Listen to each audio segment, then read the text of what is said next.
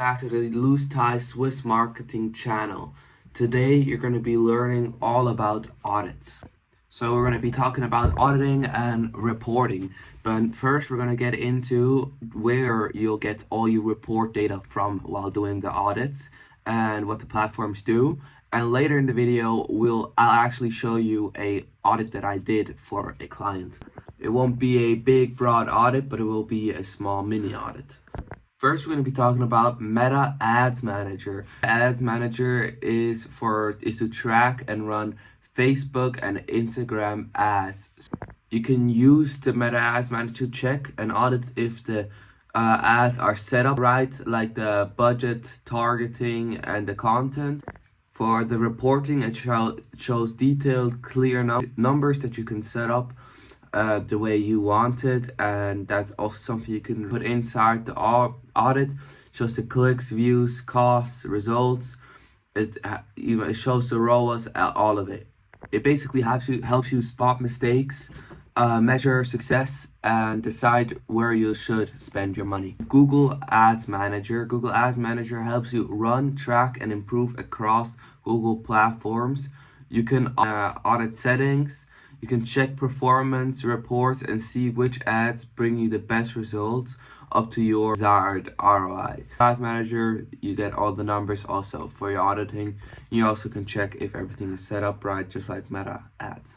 Next on the list is SEMrush. SEMrush basically checks how healthy your website is at the moment. It checks for broken links and slow pages. You can also use it to build reports showing your SEO gains. Next, you're going to be looking, if you're doing this for a client or if you're doing this for yourself, you're going to be looking into your CRM system. For example, MailChimp. It lets you send email campaigns and give you clear reports on how many people opened them, links are clicked, or how many people unsubscribe from your email list. It's handy for auditing your email lists, who's active, who isn't. It shows you if you have a bad click-through rate that you have to improve your CTA or something like that, and for seeing which messages actually work, So yeah, next on the list is for social media, namely Hootsuite. Hootsuite lets you manage all your social media. It helps you schedule your posts and check performance, and that checking performance is what you're gonna need for auditing. It pulls all reports very easily and lets you audit your social media presence by seeing which posts work and which don't.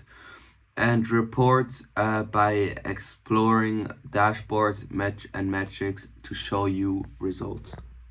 Next, let's go into market segmentation and analyzation. What this means is, it means breaking down larger markets into smaller groups with similar needs to understand customer demographics and their positioning. Now for positioning and targeting. Brands or businesses present themselves compared to others, also known as USP or unique selling point or proposition. Target the right segment in the market. Branding, you might think, how does this correlate to auditing? Well, you have to check if this is done correctly, and that's something you have to include inside your audit. Now if you're doing this for a customer, otherwise do this for yourself, look at their branding and coloring and messaging. Is it consistent, and does the pricing align with it? And make sure that is good, and write that inside your audit. It's important to note that in your audit that you should have the good things and the bad things, not just the bad things, and definitely not just the good things. Next is analyze their campaigns. Do a full SWOT analysis. You may be thinking, what a SWOT analysis? SWOT. Strengths, weaknesses, opportunities, and threats. Full SWOT analysis on their campaigns over Meta, Google, wherever they have campaigns running right now. Next, evaluate their full social media presence, their website performance, check their website speed, media and email campaigns. Next, we're going to be talking about the 3-type audits. First, we have the internal audit. This is done by the company itself. It checks itself. It checks if their policies producers and its standards. For example, their ISO 9001. If you want to know more about that ISO 9001, not many people already know what this means. Drop a comment down below. I'll make a video on it. I've already studied decent amount on ISO and all the different ISOs. Now the companies should check, like I said, their policies, their producers, and their standards. Now it's pretty standard for them to research this and check all of this and then give this to the person that is going to be doing the third one that we'll be getting to just after the second type audit, which is external check. Now this is also done by the company itself. It checks the supplier, if this is for example an e-commerce business, and it checks the supplier for their product quality, their working conditions, shipping, etc. And this is more interesting for the long term, namely people that are going to be investing into the business or people that are going to be buying the business. They would want this inside the audit, and it is pretty efficient to do this in all 3 months to have this whole checkup, whole audit done if you're planning on having future investors or selling your business. Next, we got the third party audit. Now, the first and second is something you give to the third party. Third party is where someone external checks the system, and the like a auditing company, or maybe also sometimes it's a marketing company, but most of the time it's separate auditing companies. They check for gaps and fixes, and they also do this full audit so that the company itself can't put its fingers and like pull the strings on it, you know. So it's a full unbiased auditing company who does it. A marketing audit examines the goals of a company. Now, a marketing audit is often done by a marketing agency and less often done by a full auditing agency. Now, a marketing audit analyzes the marketing efforts, how they are planned and how they are executed, and often to see if they can help the person reach those goals. A marketing audit is the best way to see what's working and what's not. A company can refocus its marketing through these audits. It's done independent, so it cannot be influenced by the company, same like the previous audit I was talking about. This is mainly done for future investors, and done most of the time very periodic. So all 3 months, for example, and others might do it all month. And for marketing agencies, they mainly send out a audit every month, and also a 3-month rundown and also a year rundown. Now, if you're auditing, you should know the competitors, the customers, the business's mission and objective of the business and their goals and their strategy, their marketing organization, their efficiency of their staff in various levels. Mainly interesting also for investors. Marketing system analysis, marketing info system, their planning system, their control system, new products and development system, their marketing productivity, their marketing profitability, and the cost effectiveness. Marketing function audit of the product, the price, distribution, and marketing competition. Those are the things that you should know while auditing. Next, we'll be looking at a audit I have actually done for a customer. This is, now you'll know how audits are mainly done on the behind the scenes of the agency, but also by the auditing companies. They make a auditing deck. This is going to be about marketing, this audit, but they make a marketing or auditing deck. This will not look pretty, but it is basic. This is done by the auditors for themselves. This is not going to be shown to them. After that, they're going to make a Google Slides or PowerPoint presentation, whatever, which will be made to look pretty, but this is the back end. Now quickly, you don't have to fully watch this. You have already got most information in this first part. The next part will be an uncut part of me just rambling on what I did for this particular client. Alright, so this mini marketing audit that I was talking about, is for a client called Surfdeal. They're into the water sports niche. Now, first thing that I have here in my deck, first of all, this is not what I'm showing to the client, this is for myself, is their speed and their full speed in and everything. And I'll be linking the site on where you can do the speed check. It's very simple. You can copy paste the info, you can figure out yourself what the speed means and what they should improve on and what all of this means. So now check the mobile version of their website. So the first page, the front page, first thing you see when you click on the website, check the mobile version as well. Check if they have a good CTA. Is it obvious? Is it easy to use? Like, is it clear what the next steps might be? Is there clear positioning as a Swiss specialist? And that was for this client in specifically. So the positioning was clear as a Swiss specialist for boat and water sport gear. Large product selection highlighted. So in the front page, first thing you saw was this 30,000 plus items. There was the clear. It was it was clear. It showed the categories: sub, wakeboard, neoprene, etc. Now I listed the areas that they may improve on.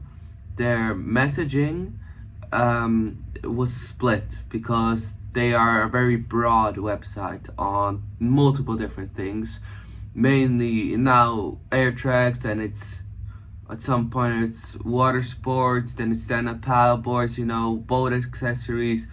But mainly it was split between boat accessories and I guess you could say water sports. It's not 100% focused. And in marketing is easier and it's always better if it's just focused 100% on one clear genre or one clear niche, and then it's kind of hard to market or brand your website when you're in water sports, then you're in boat accessories, and then all of a sudden you're in hiking, and then the next day you're in air tracks. So then there was no strong CTA above the fold, and it was not 100% focused. Like I said, there was missing shop now or German jetzt kaufen button, so there wasn't a clear CTA button as well in there above the fold. By the way, this is a little bit, I did this whole thing a while back, so stay with me when I try to restart my memory on this. Now there should be more hero visuals. They don't align clearly with the main offer, mix of hardware and lifestyle, limited value proposition, limited selection, missing prices, delivery speed or service. This is something you should definitely have in a website. And then look at the SEO basics. Is there a proper title or meta description? And this is when you Google the business. Is there a proper title, meta description? Is that good? Here, it was just, the title was just Surfdeal, very short, just a brand name, easy to remember, brand focus. Doesn't describe what the business actually does though, but that is, I guess, fine because it is kind of hard to describe what is included. Now the meta description was sub, swing, flow, fun tubes, wakeboards, etc. Sub, wing, flow, fun tube, blah blah blah blah. It says it right here. Now this is, in my opinion, a little bit better. It lists the products, and it tells you what you can buy online and in store.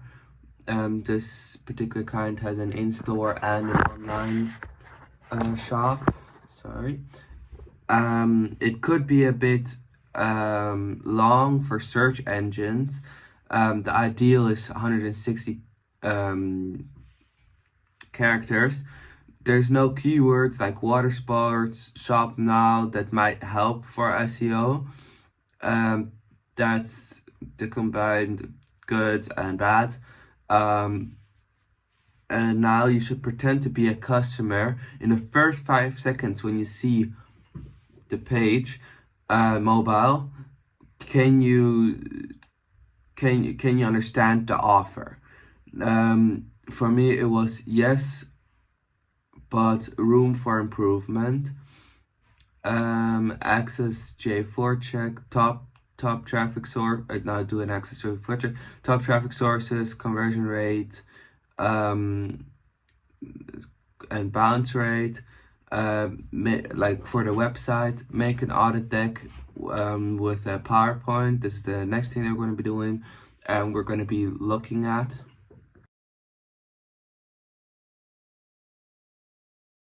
Alright, now let's go to the PowerPoint presentation that I have made. Now this is obviously not the best looking one, I have to be honest, but it is better than nothing, and this will also do. But yeah, you can definitely put as much effort as you want into this. The sky's the limit. Then here for the first page, I put what's working, what's not. Focus on speed, website speed, and what the speed reader that I have linked down in the description down below has picked up on, and what it means. This whole presentation is also going to be sent to the client, so this is also definitely something that they will want to look at afterwards. For the presentation, you would have to go through all of these, first mobile, then the desktop version, and the site actually gives you both, and you can do it just on desktop, and it will show you both for mobile and desktop. Then here the quick graph that they have, this is actually what it would look in the when you're looking at it yourself.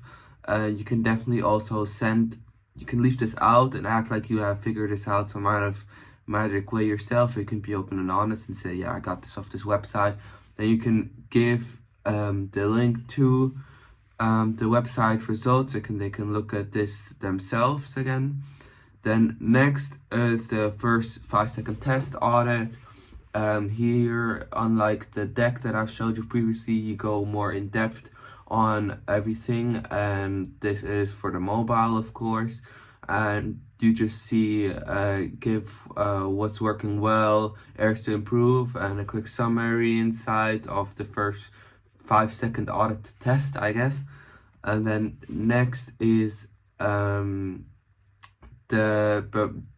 improvements they could definitely take on their meta description and their title, and for their headline, and you know, this is the current, what it would look like, and this is how we would prefer to do it as an agency. This is always auditing. It's always something you can always offer your clients, free or of cost, whatever. It's something you should definitely include into your service. Then, because you're the pro, you know. And then the meta title overview here, again, I gave a quick description on what's good, what's bad, worries, blah blah blah, etc. Next, you should always provide them with a suggestion before and after I did this quick. You can always just make this really quick, just to show them your efforts and what it would look like before and after, so they can get a quick graph and what it means and all of the above, you know. And then you should do a J4 check. I do not have this in the presentation itself, that's why it's a blank. But it should show the top traffic sources, the conversion rate, and the bounce rate. That's basically all that it should include. It is quick, simple, and you know, it is just it's better to have a short summary of all of it. I did it in 8 slides. You can keep it under 12. That's a rule of thumb. Then you're good. If you can keep it under 12 slides of actual information, you'll be good. And Most of the time this will last you for however long you'll need it to last. If you're planning on doing a half an hour rant or half an hour meet with your client, this will be enough. Or if you're planning on doing a 2-hour meet with your clients, this will also be enough. And yeah, this is what the video includes. Thank you for watching, guys. Now, if you need some further information, you need to have us audit your company or website, whatever you need. For we have a full service. Just email me on the email down in the description down below. Thank you for watching. Next video is gonna be a video on metrics. This video is also already produced. I already have 5 new videos produced in the lineup. The new metrics video you're gonna see in the next 4 to 5 days. I think I want to do a 4 to 5 days post schedule of the 5 videos that I have uploaded. I have a whole list